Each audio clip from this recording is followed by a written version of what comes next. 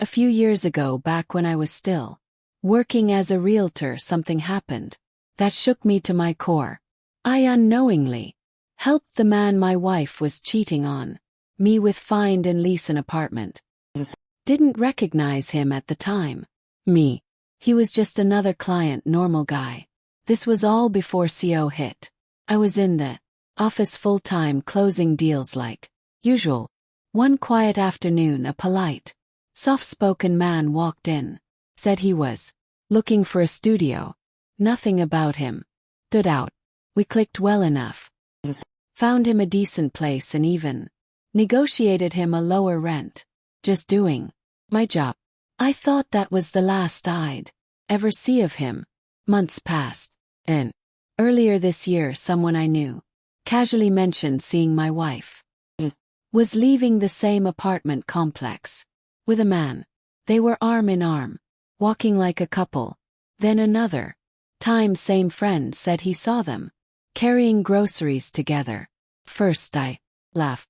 I thought, no way. Is always working, always on the move, but something about it nagged at me. And I remembered something odd.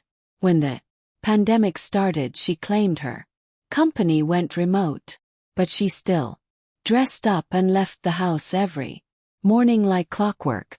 Got suspicious. Something wasn't right. Oh, I did something I never thought I would. Called her office. A woman picked up. Friendly, helpful, but what she told me knocked the air out of me. The company had shut down almost a year ago. Everyone had been laid off. No one was working there. I sat in silence for hours that day, playing everything back in my head. That night I confronted, or I didn't yell. I didn't explode. Calmly laid out everything and asked for the truth, and without blinking she admitted it. She had been seeing someone else for over a year. My stomach dropped. I felt like the ground opened beneath me. I wanted to scream, cry, but our son was in the next room. So I held together. Asked her why, how she could live a double life, laugh at dinner, come home like nothing was wrong.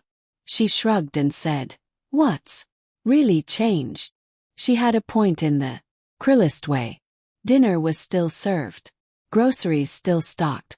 She still watched TV with us in the evenings, but none of it was real. She said she wanted something new, something exciting. Claimed she still did her part as a wife and mother, so there was no problem. Then she walked out of the room just like that, but I couldn't pretend anymore. I followed her and said clearly, this wasn't something we could bury. This wasn't just about cheating. It was about honesty, about dignity. My friends had seen her. They knew I wasn't going to play the fool in silence.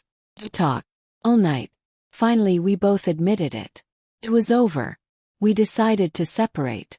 She'd keep our son for now and I would move out. We told him it was temporary, just a disagreement until we figured out how to tell the truth.